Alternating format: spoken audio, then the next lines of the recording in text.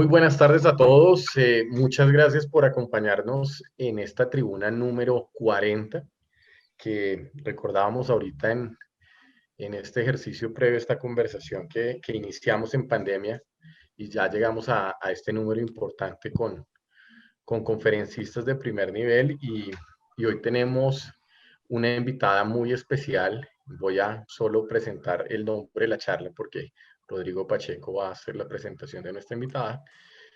La conferencia del día de hoy se llama La equidad de género en Colombia, múltiples interpretaciones, y los invitamos para que de una vez se agenden para la tribuna 41, que es el próximo miércoles, que será la última del año, que retomaremos el 20 de enero. Así que le doy el saludo a Rodrigo Pacheco para que presente a nuestra invitada. Rodrigo, muy buenas tardes. Adelante. Buenas tardes a todos, buenas tardes a Elena, bienvenida a la tribuna Colpatria, a tu conferencia de hoy. Elena Alviar García es abogada de la Universidad de los Andes con un LLM y un doctorado en Derecho de Harvard Law School. Fue decana de la Facultad de Derecho y profesora titular de la Universidad de los Andes, considerada experta en temas relacionados con derecho, desarrollo, derecho constitucional, políticas públicas, justicia transicional, feminismo y propiedad. Actualmente profesora de Sciences Po Law School en París, que Elena después nos contará cómo esta escuela de gobierno ha incluido a los grandes políticos franceses. Creo que si no estoy equivocado, al actual presidente Macron estudió en Sciences Po. Ha sido profesora visitante de Harvard Law School, University of Pennsylvania, Universidad de Toronto, Universidad de Miami, Universidad de Puerto Rico y Universidad de Wisconsin en Madden. Entre sus publicaciones se encuentra The Distribution Politics of Impact, Lessons from Our Decades of Colombian Peace Negotiation, en una coautoría con Karen Engel, Distribution of Resources Led by Courts, in Social Economic Rights in Theory and Practice, 2014, el análisis distributivo como alternativa crítica a la legalización, coautora con Isabel Jaramillo, 2012, y así. Pero voy a empezar con una pregunta, Elena, por la amistad que nos une.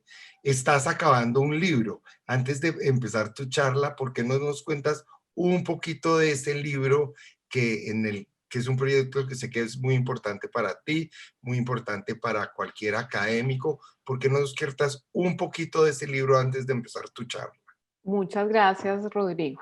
Pues primero quería agradecerles la invitación.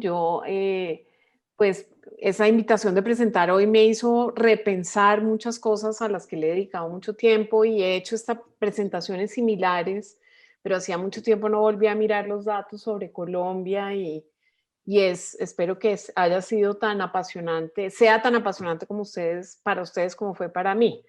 Estoy terminando un libro porque de las universidades en las que he estado fui visitante, como Harvard y UPenn, siempre me pedían que dictara un curso sobre derecho en América Latina.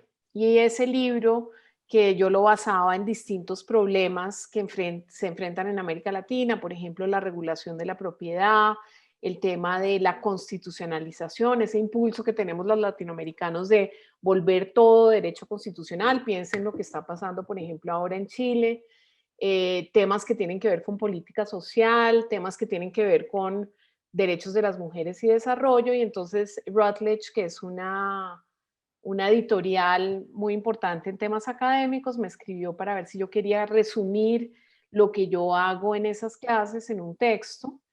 y me he dedicado, fue como lo que en inglés llaman un mixed blessing, o sea, como una bendición de la pandemia. O sea, uno no puede decir que la pandemia trajo muchas bendiciones, trajo muchas cosas muy duras, pero también trajo eso que era un proyecto al que me tenía que dedicar, tenía que entregar una versión del libro ahora en noviembre y lo logré y acabo de enviar el libro. Ahora, pues escribir un libro de todas maneras requiere después un proceso editorial y bueno, una cantidad de cosas, pero ese es el libro que acabo de terminar de escribir, que espero poder usar en clases. No creo que vaya a ser un bestseller, pero sí, sí es el proyecto al que me dediqué y yo creo que es como reúne a lo que yo me he dedicado en los últimos 10 años, diría yo, 12 años. Muy bien. Entonces, gracias por esa introducción o esa nota sobre tu libro y bienvenida y empieza tu charla y seguiremos con preguntas, Elena. Perfecto. Yo voy a Vas a compartir tu compartir presentación. la presentación.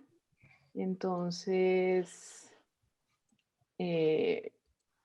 vamos a hacerlo así. Listo. Ya estamos listos. Entonces, perfecto. Entonces, espero que todos estén viendo bien y que si en algún momento no me oyen, me hagan alguna seña, porque el problema con compartir la pantalla es que uno a veces no ve mucho lo que está pasando al otro lado. Pero bueno, mi presentación se llama La equidad de género en Colombia, múltiples interpretaciones. Y como les dije, pues quiero agradecer la invitación y no solamente por la oportunidad que me dieron para volver a mirar estos temas, sino también por los muchos lazos de afecto que me unen con esta institución. Rodrigo fue muy modesto, pero estudiamos juntos en la universidad y nos une una amistad muy profunda de muchos años y conozco a muchas personas que trabajan en la institución y tengo gran admiración por ella. Gracias, Elena. El primer objetivo, en realidad el objetivo principal de esta charla es convencerlos o convencer a los y a la mayoría que pueda, de que todos somos feministas, como dice la nigeriana Chimamanda. Chimamanda, no sé cuántos de ustedes han visto, tiene un TED Talk muy famoso que dice, todos deberíamos ser feministas ahora. Y yo lo que les quiero mostrar es que así creamos o no, nosotros tenemos unas ideas importantes acerca de lo que debe ser la mujer dentro de la sociedad, acerca de cuáles son, qué está a la raíz de sus problemas principales, cómo podríamos transformar eso. En segundo lugar, quisiera describir, como les estoy diciendo, las principales interpretaciones y posibles soluciones que existen en Colombia en relación específica en la inequidad entre hombres y mujeres, en relación con la distribución de recursos y poder. Y al final de la charla me gustaría que cada uno de ustedes pensara, bueno, si yo fuera feminista, yo sería este estilo de feminista o comulgaría con estos objetivos. La presentación tiene estas partes, se ve como mucho, pero no es tanto. Primero voy a hacer unas precisiones iniciales. Luego voy a dar unos datos sobre la situación de las mujeres a nivel global y nacional, que creo que es muy interesante. Digamos, yo creo que hay cosas que uno no se imagina que son como son. Después voy a entrar a las distintas interpretaciones y posibles soluciones con ejemplos de las perspectivas feministas en Colombia. Luego hay un cuadro resumen que yo creo que les va a aclarar toda la presentación que estoy haciendo. Y finalmente, finalmente voy a presentar unas conclusiones, pero antes de las conclusiones también quería mostrar cuáles son las críticas que las feministas han tenido desde personas de la izquierda y desde personas de la derecha. En cuanto a las precisiones iniciales,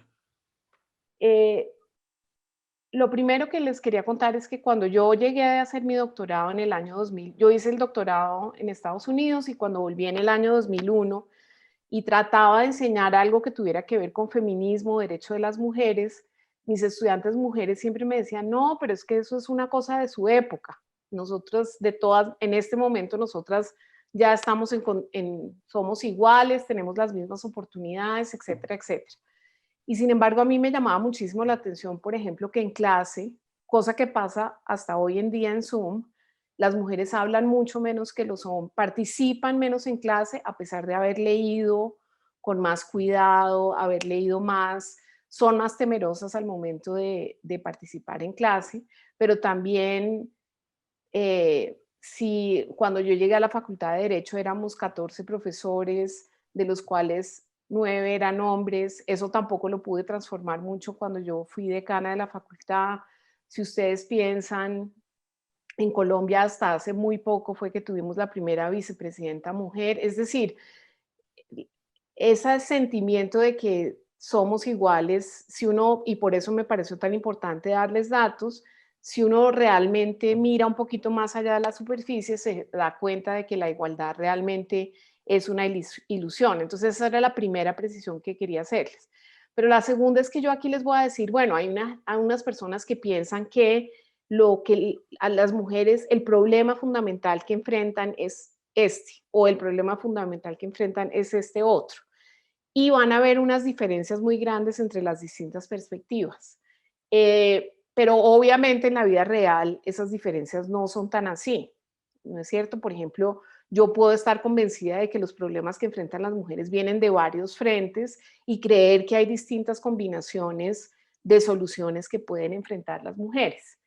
Entonces, pues ese es como y a pesar de que la presentación va a estar diferenciada por distintas perspectivas teóricas y teorías y corrientes, y que yo les estoy pidiendo el favor de que en la medida en que oigan, piensen, yo sería una feminista así o sería un feminista así, de todas maneras esas divisiones en la vida real no son tan rígidas. Pero yo sí creo que, por ejemplo, si uno pensara en términos de partidos políticos, van a darse cuenta, yo creo que uno podría decir, bueno, el Partido Liberal en Colombia podría promover una reforma así, o el partido, o el Polo, no sé si todavía exista, pero digamos, podría promover una iniciativa así, o el Partido Conservador una iniciativa de este estilo.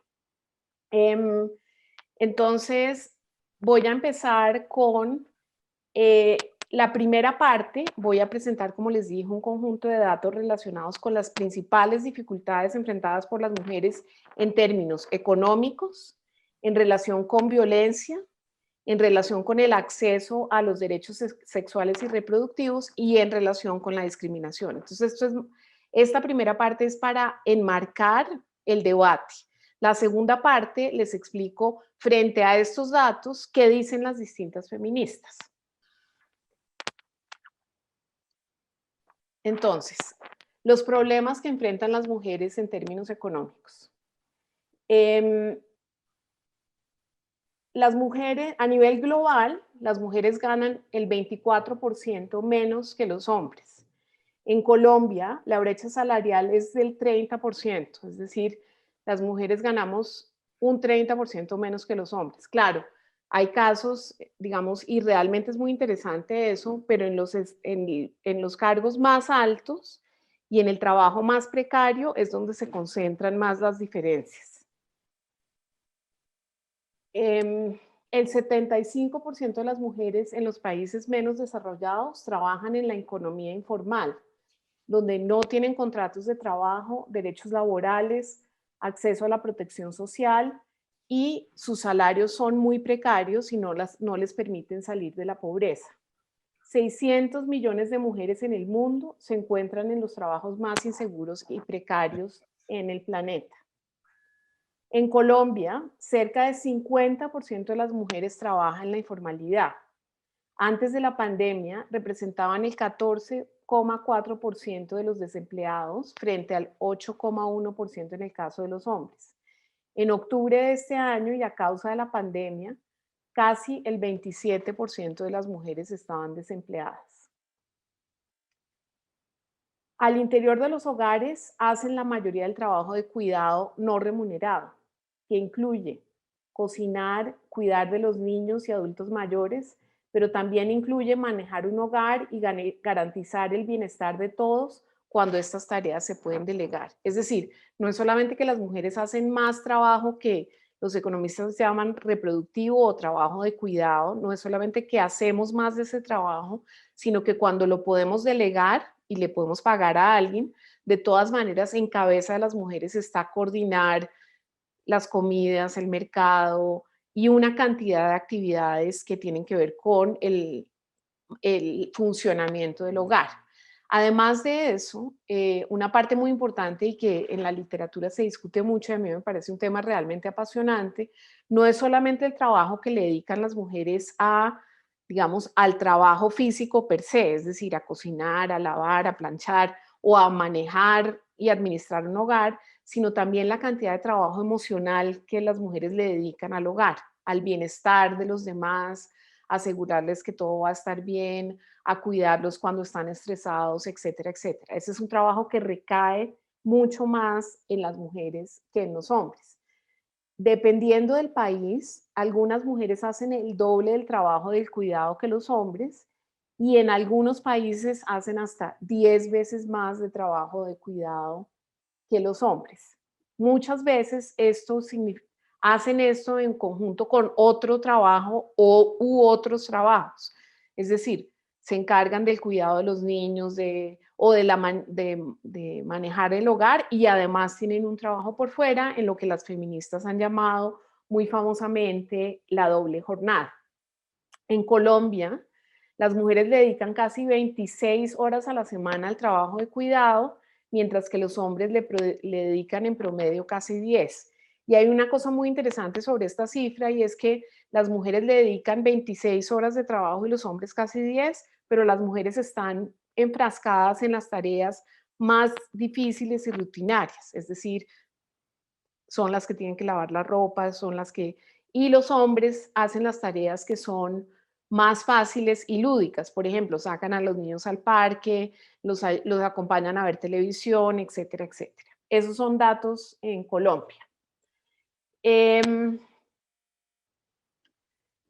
Ahora, los problemas que enfrentan las mujeres en relación con la violencia. A nivel global, 1 de cada 3 mujeres experimentará un episodio violento en su vida.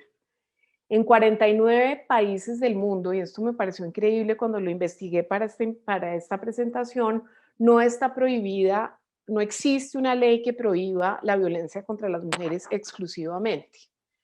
En Colombia, en el 2019, más de 100.000 mujeres fueron víctimas de violencia de género y por violencia de pareja, más de 35.000.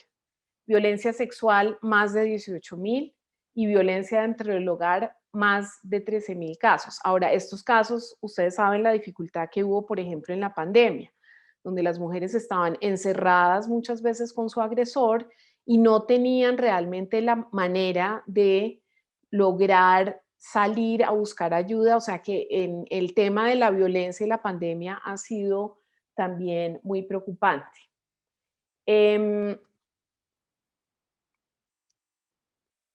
Ahora, los problemas que enfrentan las mujeres en relación con los derechos sexuales y reproductivos. Los derechos sexuales y reproductivos son los que tienen que ver con las decisiones sobre su cuerpo, si tienen hijos o no, si pueden acceder a anticonceptivos, si pueden tener acceso a programas de educación sexual. A nivel global, el 48% de las mujeres casadas, este dato también me pareció increíble, no tienen libertad de decidir sobre las relaciones sexuales con su pareja, a cuándo y cómo pueden acceder a anticonceptivos y decisiones sobre su propia salud reproductiva, es decir, la decisión sobre su cuerpo. 42% de las mujeres del mundo viven en países donde se restringe el acceso al aborto, y yo incluiría a Colombia entre uno de ellos. Situaciones que van desde considerarlo un crimen, o sea, lo peor es los países que consideran que el aborto es un crimen por el cual se debe meter a las mujeres a la cárcel en todas las circunstancias, hasta solo permitirlo en casos extremos, que es el caso colombiano. En Colombia, según una sentencia de la Corte Constitucional del 2006, es decir, hasta el 2006, en Colombia, en todas las condiciones, bajo todas las circunstancias, el aborto era un delito. Desde el 2006 para acá, las mujeres pueden abortar cuando existe un riesgo grave para la salud de la madre, existen malformaciones del feto incompatibles con la vida, o en los casos de violación o incesto. Y un caso de inseminación artificial no consentida, que siempre me ha parecido un caso muy particular. En todo caso, hacer esa sentencia realidad ha sido muy difícil. Y han existido muchísimos problemas, como por ejemplo médicos que objetan de conciencia y no quieren efectuar los abortos, instituciones que hacen objeción de conciencia, que es absurdo porque cómo puede una institución hacer objeción de conciencia, bloqueos que han hecho, por ejemplo, ciertas oficinas de la Procuraduría, etcétera, etcétera. O sea, Colombia yo lo clasificaría como uno de los países en los que existe una restricción bastante alta a el aborto. Ahora los problemas que enfrentan las mujeres en relación con la discriminación. La representación femenina en los parlamentos alrededor del mundo es del 23%. O sea, si uno coge todos los parlamentos del mundo, de esos parlamentos, solo el 23% que están en esos son mujeres. 153 países incluyen leyes que discriminan directamente contra las mujeres, incluyendo algunos países donde es obligatorio el consentimiento del esposo para que la mujer trabaje o tenga una cuenta bancaria individual o pueda tener acceso sobre sus bienes. La representación femenina en el Congreso colombiano es lejos de ser ideal. Solo el 19% de las congresistas son mujeres. De las 100 empresas privadas más grandes en Colombia, y esto lo averigüé exclusivamente para esta presentación, oigan esto es increíble, de las 100 empresas privadas más grandes en Colombia, solo 5 son dirigidas por mujeres. Si uno coge las siguientes 100, es decir, las primeras 200, solo 8 son dirigidas por mujeres.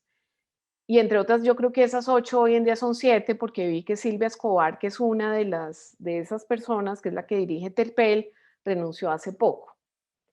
Solo hay un 9% de juntas directivas en Colombia que tienen una o más mujeres entre sus miembros de junta. Entonces, bueno, esa es la fotografía general. Ahora les voy a presentar cada una de las soluciones, de las perspectivas teóricas que promueven distintas soluciones. Entonces, la primera de la que voy a hablar es una que se llama el feminismo liberal. Las feministas liberales, y esta foto es como de las sufragistas, un poco.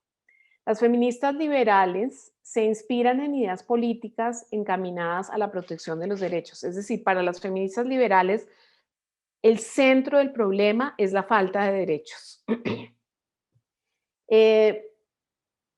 Entonces, son el resultado de no acceder a la igualdad de condiciones que los hombres. Es decir, en un país cualquiera, por ejemplo, en el caso del derecho al voto, existía el derecho al voto, pero las mujeres no podían acceder a ese derecho civil y político que era el derecho al voto. Pero también dentro del feminismo liberal existe una idea de que las mujeres no tienen acceso a la misma protección del Estado. Entre los asistentes que sean abogados, y espero que haya algunos, este es el argumento que siempre en derecho nos hablan de falta de igualdad formal, es decir, nosotros no tenemos acceso a los mismos derechos. Por ejemplo, piensen que en Colombia las mujeres lograron el derecho al voto en 1957. Antes de 1936 no podíamos manejar nuestros bienes. Y existían, por ejemplo, limitaciones a que las mujeres hicieran ciertos trabajos, como por ejemplo trabajar de noche, porque se consideraba que era más peligroso para las mujeres que para los hombres. Como la interpretación del feminismo liberal es que hay una falta de derechos, para estas feministas es muy importante luchar por los derechos de las mujeres.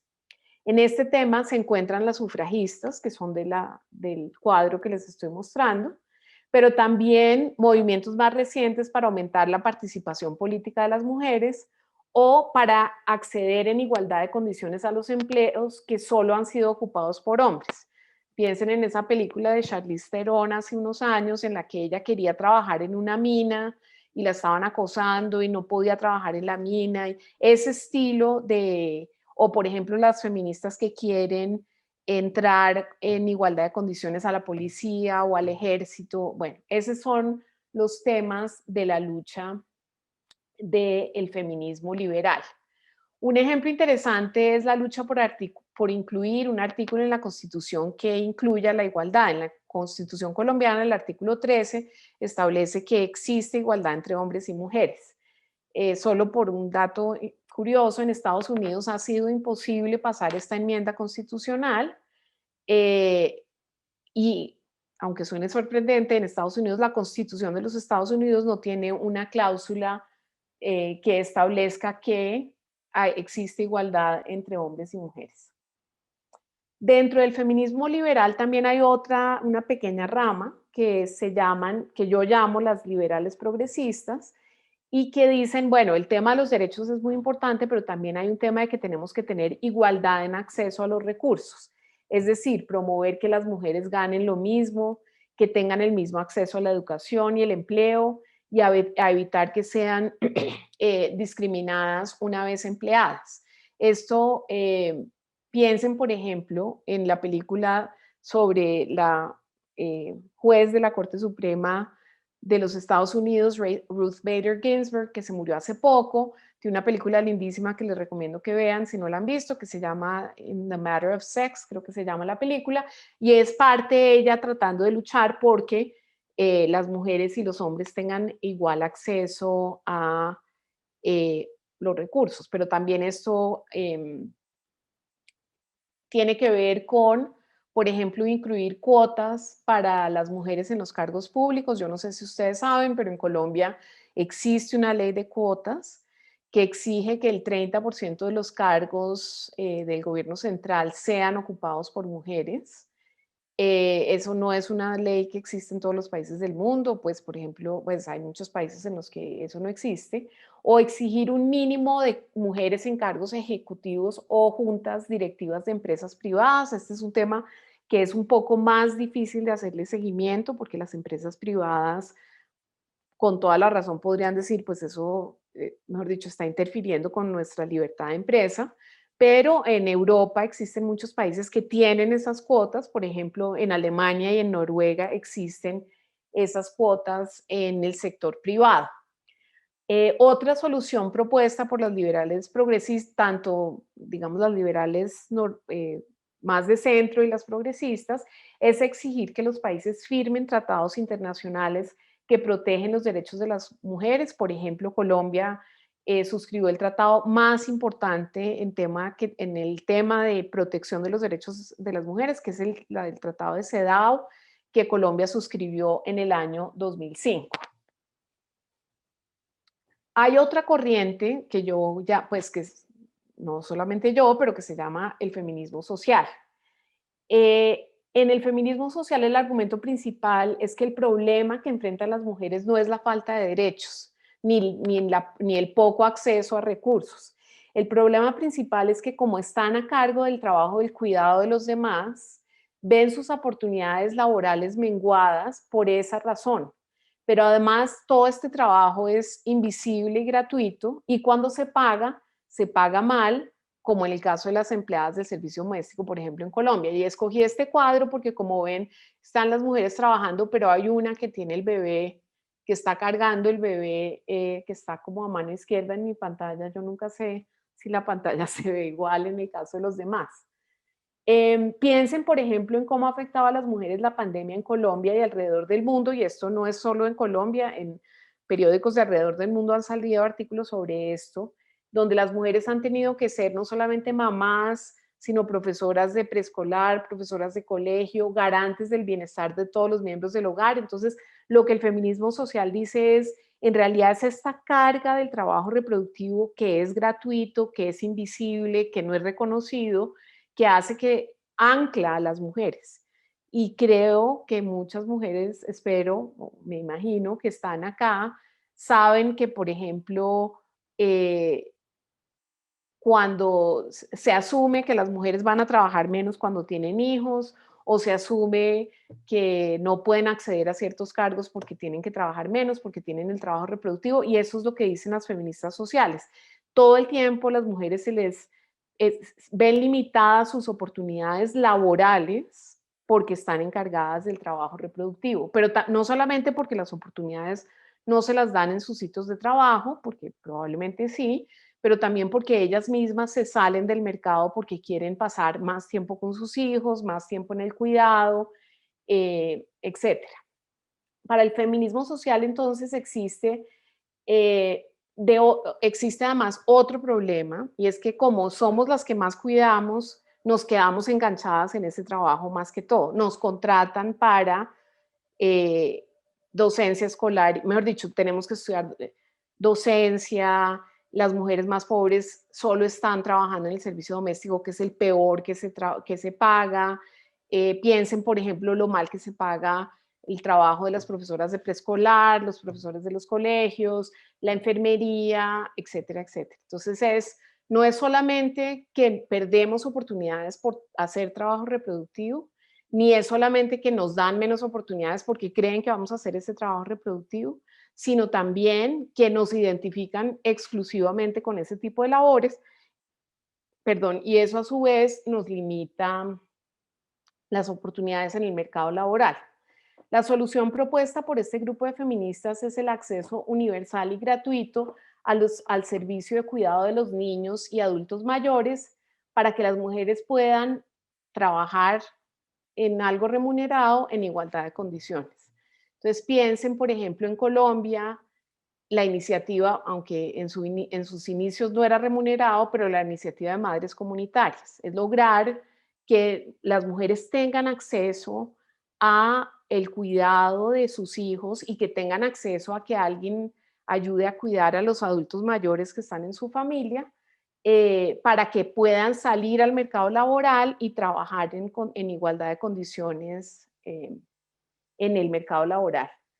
Pero también este grupo de feministas tiene una iniciativa muy interesante y, por ejemplo, aquí en Colombia Cecilia López le trabajó mucho a eso, y es que en las cuentas nacionales se incluya el trabajo reproductivo, porque como es un trabajo totalmente invisible, pues es como si las mujeres estuviéramos subsidiando el Estado colombiano o las empresas y demás. Hay otro feminismo que es el feminismo de la diferencia, que es muy interesante y creo que pues tiene muchos adeptos, y es lo que define los problemas que enfrentan las mujeres es que somos diferentes a los hombres. Entonces, lo que dicen las feministas culturales es: no quiero que me sigan comparando con que yo no quiero la igualdad con los hombres, yo quiero que me traten diferente dentro de mi diferencia. Y argumentan que las mujeres son diferentes porque tenemos la posibilidad de tener hijos, y al tener esa, potencialmente tenemos estar vinculadas a otra vida, apreciamos más la conexión y la cooperación en lugar de los valores que prefieren los hombres. Y según las feministas culturales, los hombres prefieren ser más antagónicos, más competitivos. Las mujeres preferimos la conexión y la cooperación porque tenemos potencialmente la capacidad de ser madres. Según esto, además, las sociedades tradicionales, incluyendo la colombiana, aprecian mucho más los valores masculinos que femeninos. La solución para esta corriente feminista es hacer campañas que resalten los valores femeninos y salirse de los juzgados y los pleitos y moverse hacia la resolución de conflictos y la mediación. Ahora, esto parece como una corriente muy interesante, pero que no tiene mucho, que pues sería difícil de llevar a la práctica, pero hace muchos años, cuando pasó la ley de cuotas en Colombia, yo estaba trabajando en la Universidad de los Andes y fueron Vivian Morales y Piedad Córdoba, que habían sido las dos ponentes de la ley, a presentar la ley de cuotas. Y en esa presentación, hicieron una presentación muy interesante. Vivian Morales, entre otras, contó por eso yo creo que todos deberíamos ser feministas. Ella dijo, cuando a mí me llegó la ley para que yo fuera la ponente, yo pensé, pues yo no soy feminista porque yo siempre tuve igualdad de oportunidades. No sé si ustedes se acuerdan, pero Vivian Morales venía de un hogar en que eran como 5 mujeres. Y ella dijo, pues en mi hogar todo el mundo me dio la misma oportunidad, mi papá me dio la misma oportunidad, yo en realidad no creía en estas cosas, pero cuando empecé a mirar los números me di cuenta que eso de la desigualdad sí existía. Y hizo toda la investigación, fue la ponente de la ley y Piedad Córdoba hizo otra presentación en la universidad y entonces cuando se acabó la conferencia yo levanté la mano y les dije, bueno, pues todo esto muy bonito, pero esto fue, yo creo que la ley de cuotas es como del 2008, debió haber mirado, o anterior incluso, creo que es como del 2005. Y, y yo levanté la mano y dije, bueno, muy bonito esto, pero vamos a ver cuándo vamos a tener una ministra de Hacienda, porque seguro van a darle a las mujeres los cargos menos importantes, ministra de Cultura, ministra de Educación, y esa tendencia en realidad ha seguido. La excepción fue Marta Lucía Ramírez, que fue ministra de Defensa. Y cuando yo les dije, pues es que esta ley en realidad no va a transformar mucho porque nunca van a nombrar una ministra de Hacienda, cosa que no ha pasado en Colombia hasta este momento, Vivian Morales me dijo, no, es que tú en realidad tú estás equivocada. Tú crees que es más importante el Ministerio de Hacienda que el de Cultura o el de Educación y en realidad es que esos valores femeninos deberían prevalecer en la sociedad. Entonces, yo siempre cuento esta historia porque es un ejemplo, digamos, Vivian Morales es un ejemplo de una feminista de la diferencia. Ella está diciendo, en realidad, ¿por qué Hacienda tiene que ser más importante que Cultura? ¿O por qué defensa tiene que ser más importante que educación? Entonces, ese es el argumento que tienen las feministas de la diferencia. Voy a entrar al último feminismo, que es como el que más ampolla saca, que es el feminismo radical y que probablemente muchos dirán que eso no les suena para nada. Pero bueno, voy a ensayar porque de todas maneras yo creo que todos tienen espacio. La última corriente feminista que voy a exponer y la más controversial es el llamado feminismo radical. Para el feminismo radical, los problemas que enfrentamos las mujeres se producen porque los hombres se apropian de nuestro cuerpo, no solo en el sentido real y físico, sino figurado por medio de propaganda y pornografía. Esta apropiación de nuestros cuerpos permite la dominación, a las buenas o a las malas. No solo en espacios privados, o sea, no solamente en el hogar, sino también en espacios públicos. ¿Qué tanto espacio tengo yo como una mujer, digamos, por ejemplo, para caminar sola de noche en cualquier calle de Bogotá?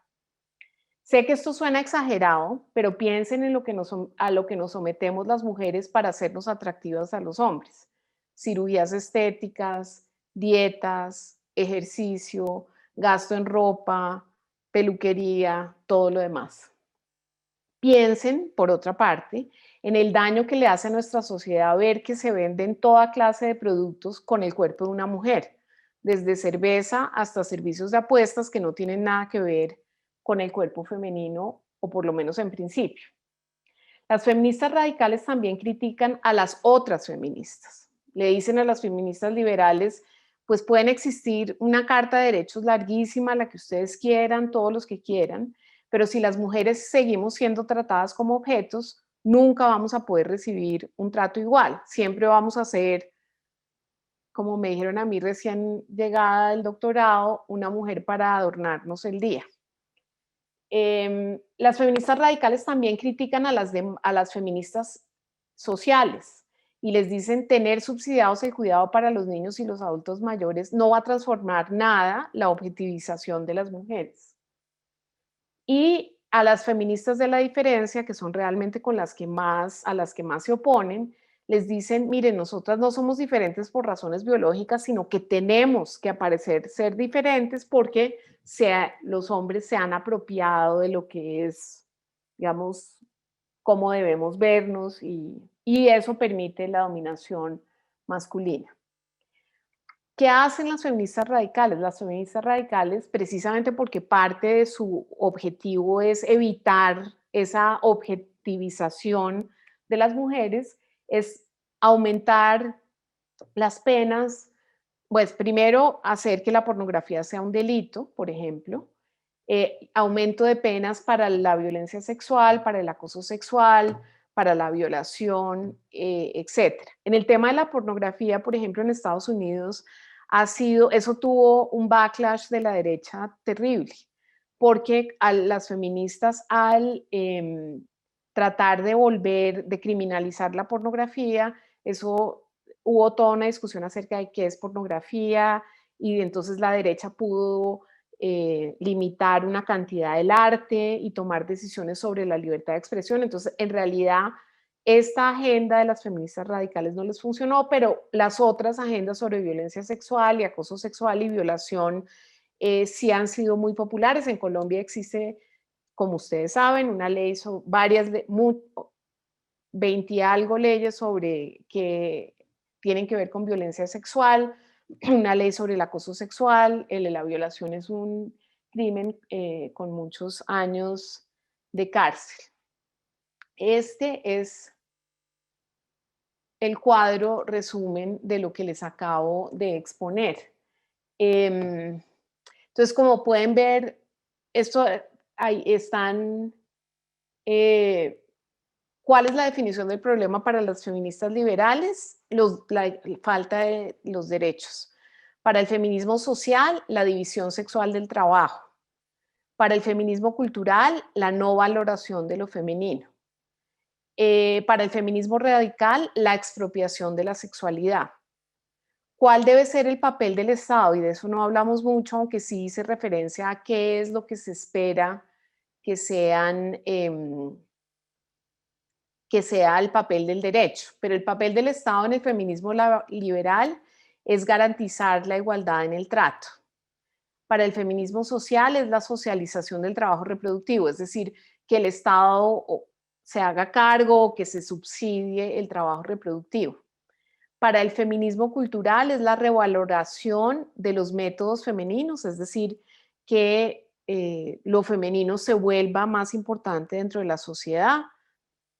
Y para el feminismo radical es usar el Estado para redistribuir el poder, es decir, no solamente que el poder esté solo en manos de los hombres, sino también de las mujeres y de los hombres a través de la criminalización, por ejemplo, de la pornografía y los ejemplos que les estaba diciendo antes. Las instituciones jurídicas que tiene el feminismo liberal o que prefiere son los derechos, y por eso les di el ejemplo de las mujeres las feministas liberales han luchado mucho por el acceso al voto donde no existía, pero también, por ejemplo, piensen en las cuotas a los partidos para que los partidos incluyan en sus listas siempre un número de mujeres, pero también todos los movimientos, todas las iniciativas que tienen que ver con pagarle el mismo salario para el mismo trabajo a hombres y mujeres, etcétera. Para el feminismo social, como lo que quieren es que exista como un ente nacional que se encargue del trabajo, del cuidado de niños y adultos, por ejemplo, pues una institución jurídica muy importante sería una planeación central, o sea, o un órgano de planeación que permitiera eso. En el caso del feminismo cultural, como les dije, la mediación y la conciliación son muy importantes, porque lo que las feministas culturales dicen es, no deberíamos ni siquiera pensar el sistema jurídico tan centrado en la controversia y el antagonismo y un juez que decide y unas personas que pelean, sino deberíamos ser más mediadores y conciliadores. Y la institución jurídica favorita del feminismo radical, como les conté antes, pues son las sanciones civiles y penales, y yo creo que por eso han sido muy criticadas las feministas radicales. ¿Cuál es el método o qué es lo que,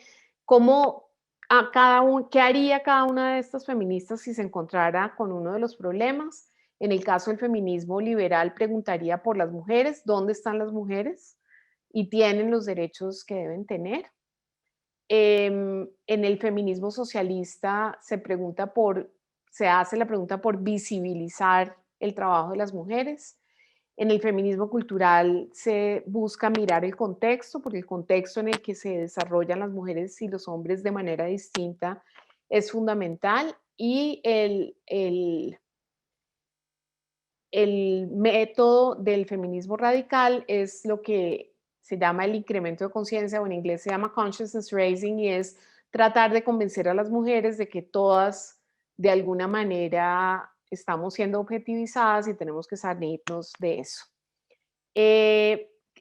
Como les quería decir, que de todas maneras todo esto está en el panorama colombiano. En Colombia uno encuentra normalmente en los cursos de Derecho Constitucional referencias sobre el feminismo liberal, sobre el feminismo social, muchas veces en cursos de Derecho Administrativo, sobre el feminismo cultural en Derecho de Familia y en el feminismo radical en los cursos de Derecho Penal y Civil.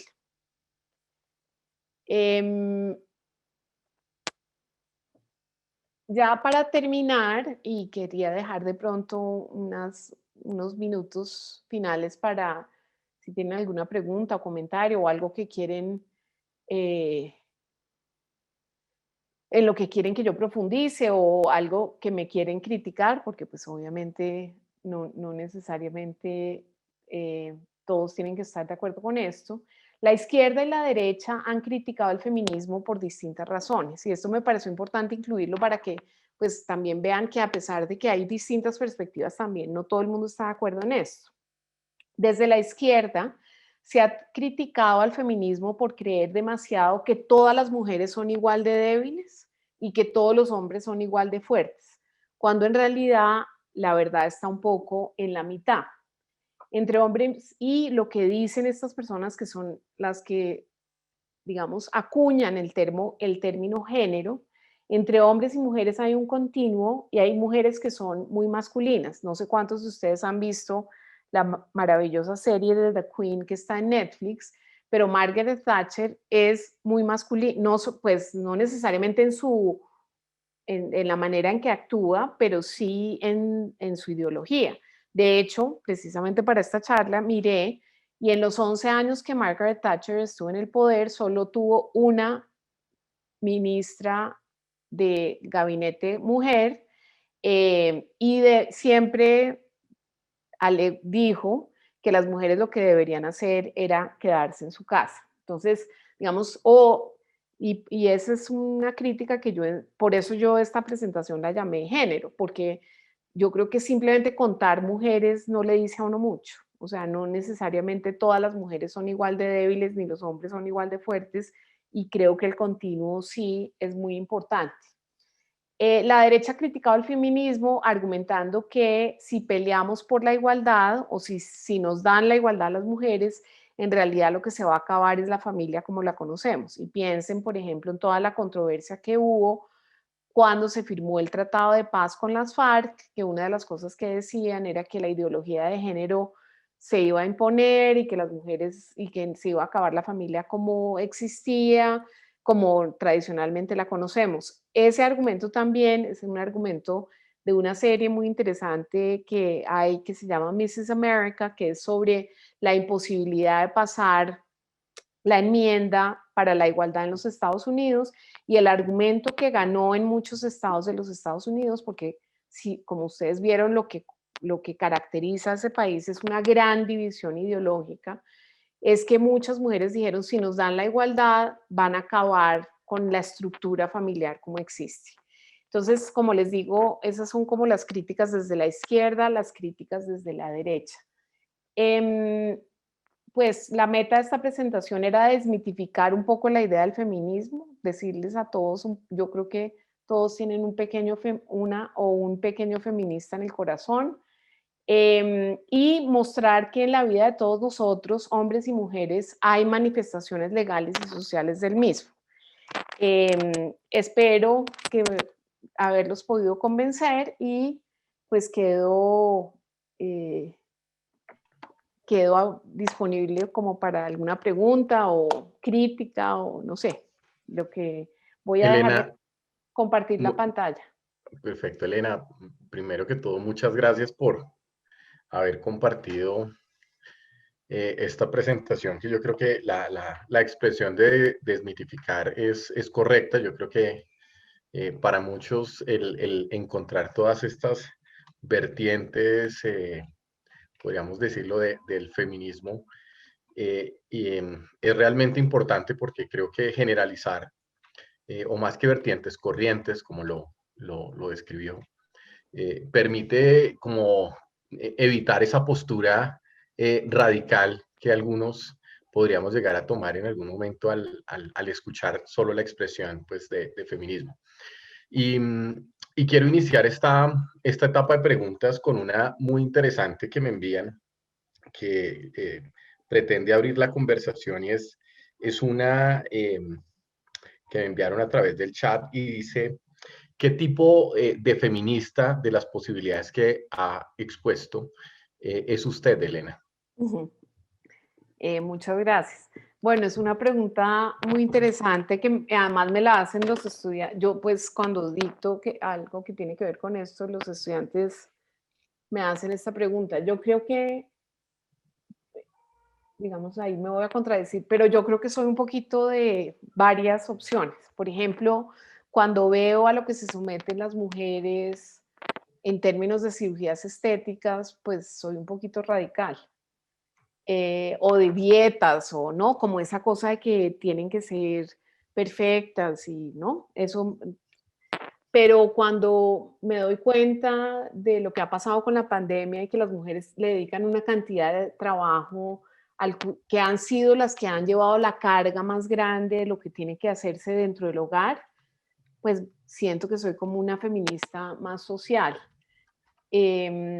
Cuando veo, por ejemplo, que en Estados Unidos se acaba de nombrar la primera ministra de Hacienda, pues me vuelvo radical, liberal, porque pienso es un problema de representación de las mujeres, tiene que haber, no puede ser, pero de todas maneras eso no garantiza todo, porque uno puede tener una mujer en un ministerio y puede ser Margaret Thatcher.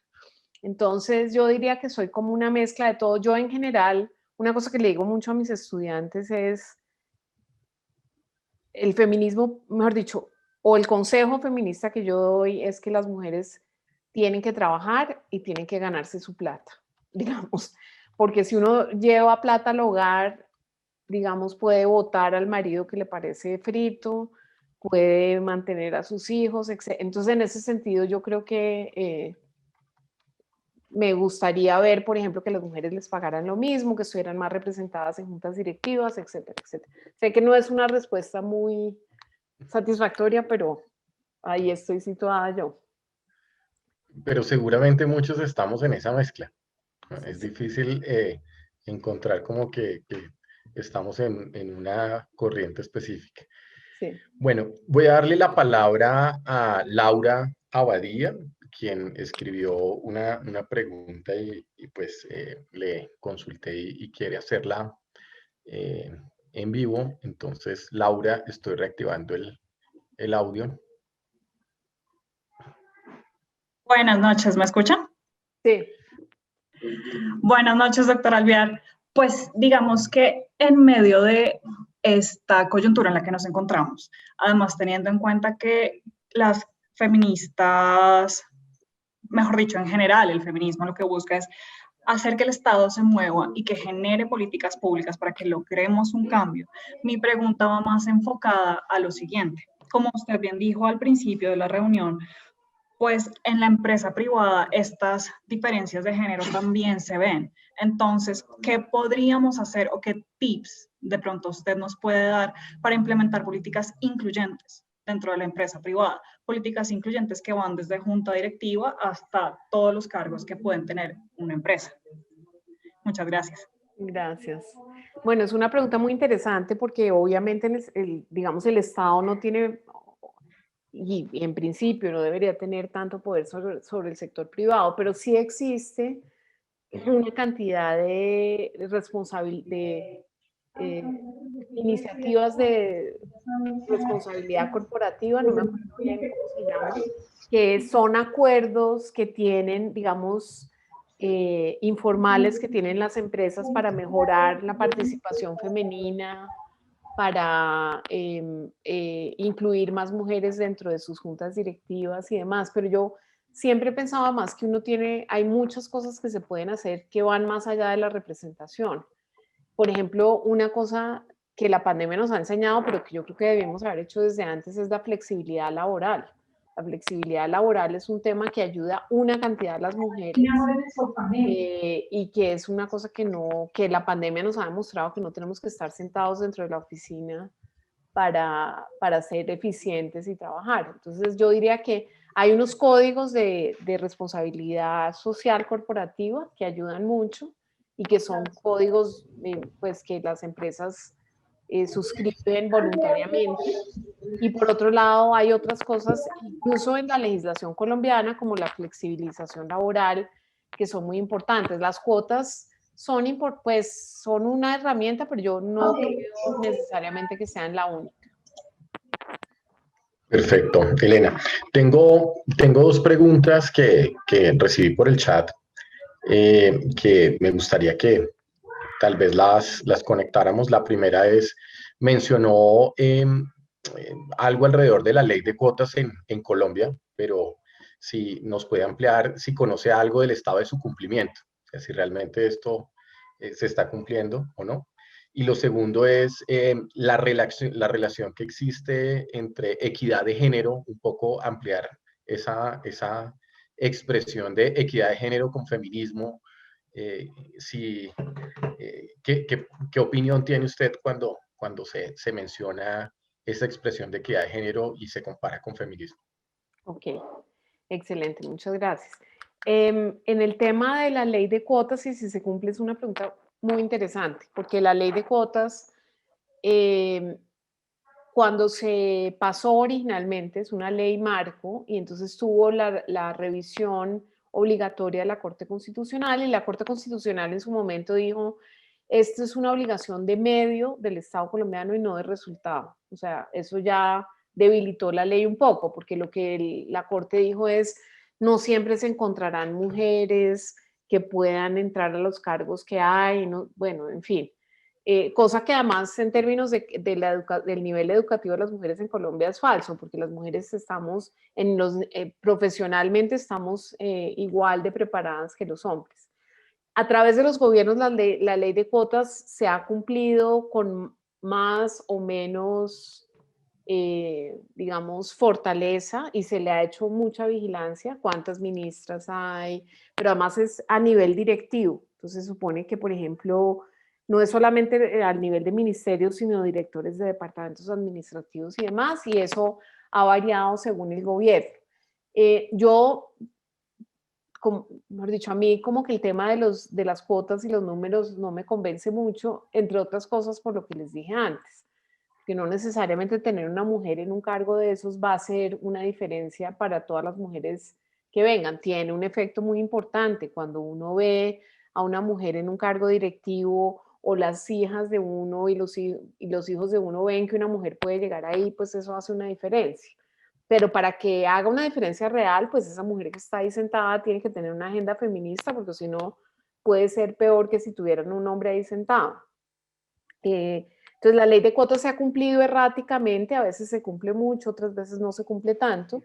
Yo sigo creyendo en la pregunta, en todo caso, que le hice a Piedad Córdoba y a Vivian Morales, que es que en Colombia tradicionalmente se les ha dado más Ministerio de Educación, Ministerio de Cultura, los ministerios que son más frágiles, los que menos recursos tienen, etcétera. Me parece, por ejemplo, que el gobierno colombiano debería tener un Ministerio de la Mujer, y se les ha ocurrido la idea del Ministerio de la Familia, que me parece como una versión conservadora del Ministerio de la Mujer. Y en relación con la pregunta muy buena, que además yo siento que es como una que relaciona entre equidad de género y feminismo, o mejor dicho, ¿cómo podría encontrar uno? Porque en realidad yo hablé más de feminismo y solo hasta el final hablé de equidad de género, y lo hice a propósito un poco, porque quería mostrar qué es el feminismo y después decir, miren, de todas maneras el feminismo asume que todos los hombres son igual de fuertes y que todas las mujeres somos igual de débiles, y eso no es así. Yo quisiera hablar más en términos de género, menos en términos de hombres y mujeres, porque, de nuevo, hay hombres que sufren mucho porque no son, sufren, digamos, desigualdad porque no son el prototipo del hombre, digamos, clásico, por ejemplo, al que se están oponiendo las feministas radicales. Entonces, esa sería mi respuesta. Perfecto, Elena. Invité a Aura Santisteban, que hizo una pregunta en el chat a que le hiciera en público. Entonces, Aura, estoy activando el micrófono. Buenas tardes y adelante.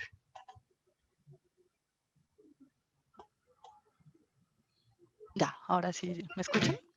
Sí.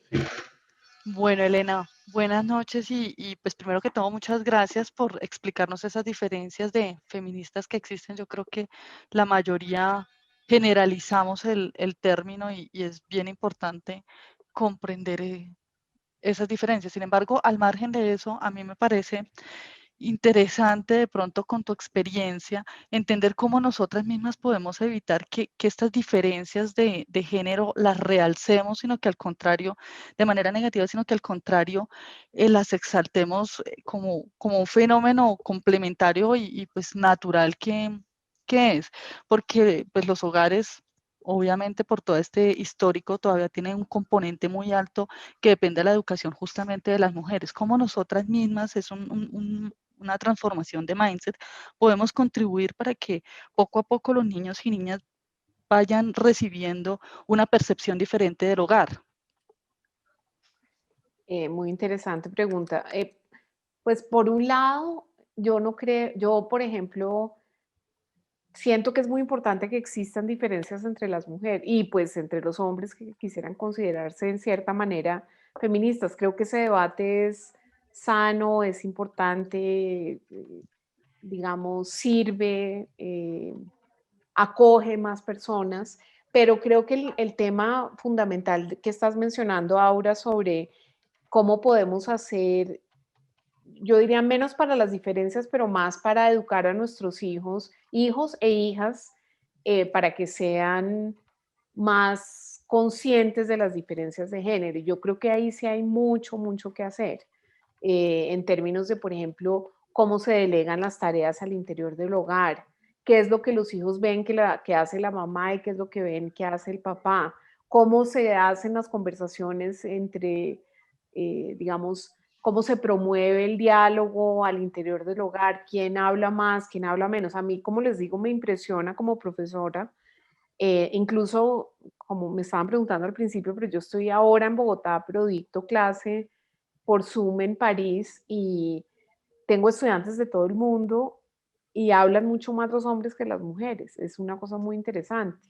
Entonces yo creo que compartir espacios, por ejemplo, como una comida diaria o algo en el que uno le dé oportunidad a hijas e hijos de hablar con el mismo, digamos, la misma capacidad de hacerlo es un paso, pero hay muchas, muchas otras maneras de intervenir dentro del hogar nuestro específicamente.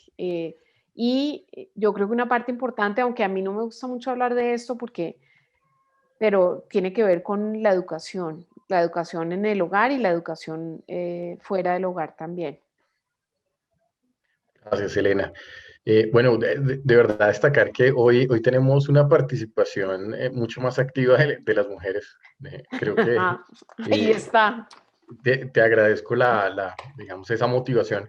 Vamos a darle la palabra a Diana Soto. Diana, adelante. Muy buenas noches.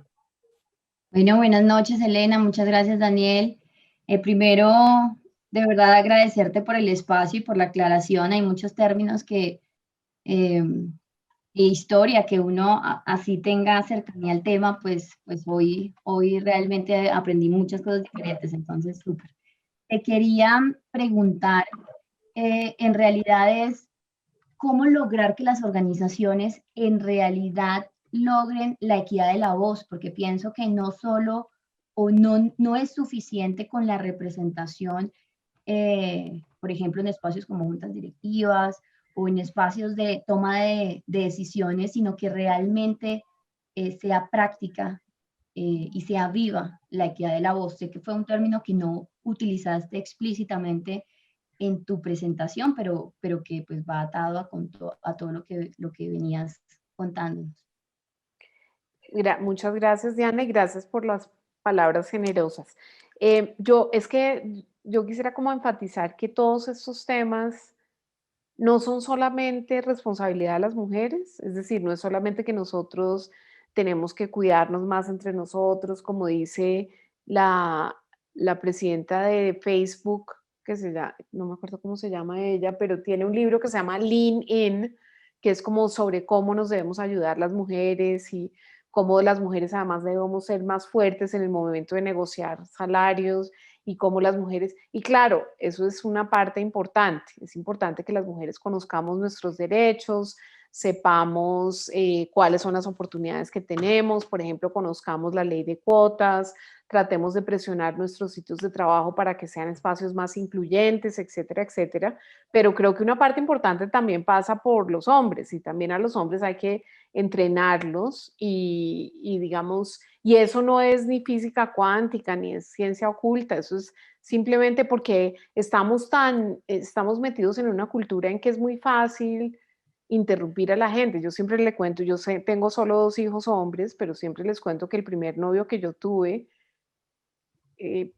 salíamos a una comida o a un almuerzo, el papá hacía alguna pregunta sobre historia o algo, la que sabía la respuesta era yo, el hijo no sabía y nunca me dejaba hablar a mí, o sea, pero era una cosa pues como normal, él no lo hacía agresivamente ni era contra mí en particular. Entonces, yo creo que el tema de dar espacios y voz no es solamente que uno reclame su voz, que tiene que hacerlo, sino que también es un aprendizaje que tienen que hacer las personas que no, y lo hacen sin darse cuenta, porque una cosa muy interesante que tiene todo este tema del feminismo es que es independientemente de claro, hay personas, hay hombres y mujeres que creen en el patriarcado y pues lo respeto, etcétera. Pero hay personas que es que ni siquiera se dan cuenta de que no están dando el espacio, la voz y tienen las mejores intenciones y yo creo que eso es un programa de capacitación bastante sencillo que no tiene como mayor, digamos, ciencia. Muchas gracias, Elena. Bueno, yo creo que vamos a ir cerrando con unas últimas preguntas. Hay una que me envían que me parece interesante para ampliar y es cómo se compara Colombia con otros países del mundo y se me viene ahorita a la cabeza pensar, ojalá si nos puede ampliar, por ejemplo, una sociedad como China y una sociedad francesa que seguramente la conozca, deben ser bastante distintas. Si podemos no solo como generalizar, sino tal vez abstraer algunos casos que realmente nos den contexto de lo que hoy se vive en el mundo. Gracias. Pues, digamos, sin ser una súper experta en el resto del mundo, pero, y esto es una cosa que he pensado tanto en mi vida, y es que los colombianos nos encanta decir que aquí todo mal, ¿no? Que aquí en Colombia todo lo hacemos mal, que no sabemos, pero en realidad en términos de leyes en Colombia estamos bastante bien. Si uno piensa, por ejemplo, como les conté, en Estados Unidos no hay un artículo constitucional como el artículo que existe en Colombia que dice que las mujeres y los hombres son iguales y de hecho trataron de pasarlo y fue imposible pasarlo.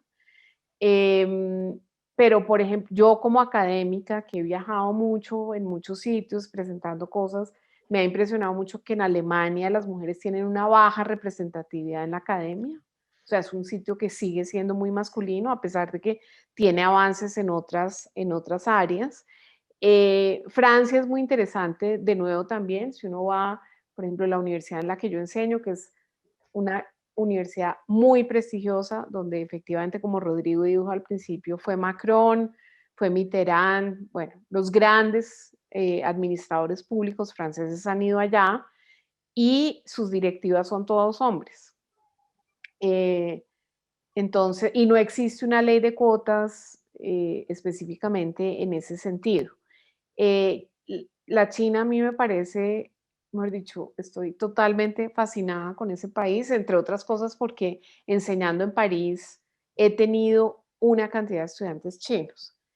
y hay mucha desigualdad entre hombres y mujeres, lo mismo que en Japón, por ejemplo, pero en Corea del Sur no hay tanta. Y están haciendo un trabajo muy grande por, digamos, cambiar esa tendencia. La China es un país realmente fascinante que ha dado unos saltos, no solo en términos de desarrollo económico, sino saltos en muchos campos, pero de todas maneras tienen una combinación muy interesante como entre maoísmo, lo que les quedó del comunismo, y confucianismo y budismo, etcétera, etcétera. Entonces yo creo que, pues digamos, el mensaje tal vez acá es que los colombianos siempre pensamos que hacemos todo mal, pero en realidad no es que hagamos todo mal. Hay muchas cosas que hacemos muy bien. Bueno, muchas gracias. Vamos a hacer una última pregunta del público. Voy a darle la palabra a Irma. Irma García, buenas noches. Adelante, Irma. Gracias, buenas noches. Y bueno, antes que nada, gracias por esta oportunidad. Y la pregunta que me gustaría escuchar en opinión de la doctora es en relación a cuando el derecho establece una cuota de equidad de género, al mismo tiempo se pudiera interpretar que también está limitando la acción. Y me gustaría escuchar su opinión al respecto. Gracias, esa es una pregunta excelente, porque ella es una de las críticas más grandes que tienen las cuotas, porque las cuotas, mejor dicho, es una crítica desde una perspectiva a las cuotas, y es, pues, ¿cómo así que me van a imponer una cuota? Entonces yo no puedo escoger a quien yo quiera para este cargo, primero. O segundo, para las personas que ocupan la cuota, siempre es terrible, ¿no? Yo soy una cuota, a mí me tienen acá porque querían nombrar a este hombre que es mejor que yo, pero me tenían que nombrar a mí. Eso también pasa con cuotas en otros temas, cuotas para afrodescendientes, cuotas para indígenas, etc. Entonces, esa es como digamos, la primera la respuesta, y es, pues me están limitando la cantidad de opciones que puedo tener. Sin embargo, lo que dicen los defensores de la cuota es, pues en realidad la cuota es temporal, es solamente para que se equilibren las cargas, es porque históricamente las mujeres o los afrodescendientes o los indígenas no han ocupado ese cargo. Una vez se equilibren, pues vamos a permitir que más, por dicho, la cuota, en principio hay un punto en el que se debe desmontar o que va a desmontarse. Entonces esa sería mi respuesta. Muchas gracias, Elena. Bueno, para ir cerrando, me gustaría darle la palabra a Santiago Perdomo, quien va a, pues lo invito a que iniciemos el proceso de cierre de la conferencia. Elena, muchísimas gracias por esta extraordinaria conferencia en esta tribuna Colpatria Olimpia. Nos dejas muchas reflexiones. Realmente este tema de la equidad es importantísimo y los números lo demuestran. Donde hay mayor participación de las mujeres, el desempeño económico de las compañías es muchísimo mejor. Está probado, ¿sí? Entonces, pues ese es un tema que todos debemos procurar de que avancemos en ese aspecto. Muchísimas gracias por la conferencia. Darle agradecimientos a todos los que nos acompañaron hoy en la tribuna e invitarlos a la última tribuna del año, la número 41, que será el próximo miércoles, y nos acompañará como conferencista el ministro de Comercio Exterior, el doctor José Manuel Restrepo. Todos muy invitados. Muchísimas gracias de nuevo, Elena. Muchas gracias a todos y les deseo todo lo mejor. Gracias. Muchísimas gracias, Elena. No sé, Rodrigo, si quiere algunas palabras para el cierre. No, Elena, solo comentarte lo que de pronto ya habíamos compartido, que es la constructora Colpatria es la compañía más grande de Colombia que tiene en su junta directiva un mayor número de mujeres que de hombres. Y como tú Buenísimo. dices, no es solo a nivel de la junta directiva, digamos a nivel de directoras de construcción, es decir, esa preponderancia en la constructora baja de la junta directiva a cargos siguientes dentro de la administración de esa compañía. Seguro tenemos mucho por avanzar. Y otra cosa es destacar que en Scotiabank Colpatria, María Isabel Botero, su vicepresidenta de Recurso Humano, se ganó un premio a nivel latinoamericano dentro de 900 empresas por este manejo de la equidad de género en el puesto de trabajo. Y aunque Buenísimo. seguro tenemos mucho que hacer y en este tema, quería destacar estos dos aspectos de dos compañías distintas del grupo. Excelente, felicitaciones, qué maravilla. Y te agradezco a todas las mujeres que participaron, que fueron todas las interpretaciones fueron de mujeres, rompiendo un poco tu línea de la clase donde las mujeres no hablaron, aquí hablaron las mujeres. Y gracias Elena, Santiago, Daniel, a los asistentes, muchas gracias y buenas noches. Buenas noches y muchas gracias a todos. Bueno.